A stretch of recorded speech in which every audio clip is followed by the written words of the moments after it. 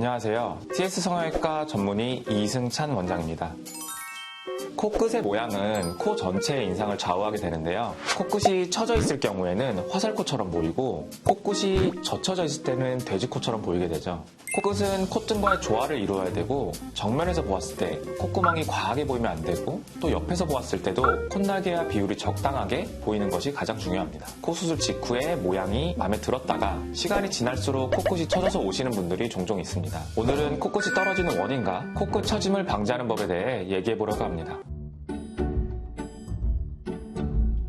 첫 번째는 코 수술을 하게 되면 수술 직후에는 붓기도 있고 연골이 흡수되기 전이기 때문에 코끝이 들려있다고 생각할 수가 있는데요. 붓기가 빠지고 연골도 흡수가 되다 보면 코끝이 처음보다 조금 선명해지고 살짝 떨어졌다고 생각하실 수 있습니다. 두 번째는 누르는 힘과 지지 구조가 연관되어 있습니다. 코는 오랜 세월 동안 지속해서 코끝이 당기게 되는데 누르는 힘을 연골 지지대가 버티지 못하면 코끝이 점점 낮아지게 되고 이때 누르는 힘에는 중력, 피부 두께 혹은 피부 탄력의 정도에 따라서 달라지게 됩니다. 그 누르는 힘이 강할수록 또는 지지력이 약할수록 코끝이 떨어지게 되는 거죠. 세 번째는 코는 눈과 입 등 다른 부위에 비해 움직임이 거의 없는데 하품을 크게 하거나 크게 웃는 등 일상적인 행동에도 자극을 받기 때문에 수술 후 약해진 연골에는 그런 것들이 변화가 생기는 원인이 되기도 합니다.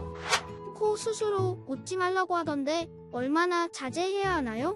사실 일상적인 생활에서 웃거나 하품을 하거나 이런 거는 특별히 하지 말라고 해서 안 할 수 있는 것도 아니고 그렇게까지 조심하실 필요는 없습니다. 코를 수술을 하게 되면 환자분들께서 약간의 이물감과 좀 불편한 느낌 그리고 코에 대한 관심도가 높기 때문에 이리저리 표정을 지어보고 움직여보려는 행동을 하시는 분들도 있는데요. 웃지 말라고 말씀드리는 게 아니라 웃더라도 조금 편하게 그리고 굳이 억지로 과장된 표정을 지어서 코의 그 불편한 느낌을 괜찮은지 보려고 하는 행동을 자제해 주시는 게 저는 조금 더 좋다고 봅니다.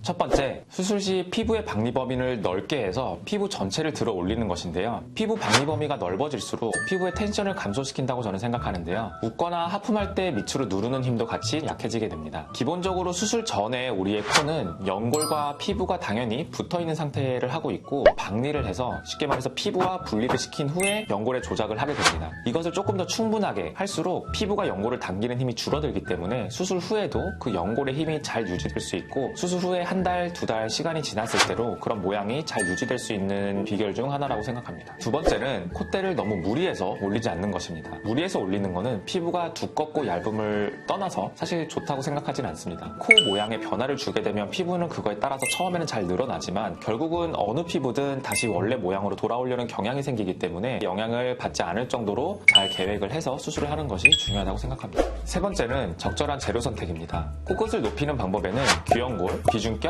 그리고 자가늑연골 등 여러 가지가 있는데 이러한 연골들을 적절하게 조합하여 사용하고 튼튼하게 만드는 것이 가장 중요하다고 볼 수 있습니다.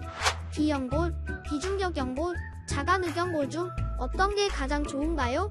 사실 연골의 힘이나 모양이라든지 크기 같은 경우에는 사람마다 크기가 많이 다릅니다. 수술 전에 항상 CT를 촬영을 해서 대략적인 환자분의 비중격 크기, 귀연골의 크기도 눈으로 보면서 만져보고 자가늑연골 같은 경우에는 물론 가장 크고 강력한 지지대 역할을 할 수 있기는 한데 따로 흉터가 생기고 채취를 따로 해야 되기 때문에 그런 한계점을 종합적으로 고려하는 것이 중요하다고 생각합니다. 오늘은 코 수술 후 코끝 처짐의 원인 및 예방하는 방법에 대해 말씀드렸는데요. 코를 비현실적으로 너무 무리해서 높이는 것을 피하고 환자분의 코의 특징을 잘 파악해주시는 코 성형 전문의에게 상담받으시는 것을 권장드립니다. 이상 TS 성형외과 이승찬 원장이었습니다.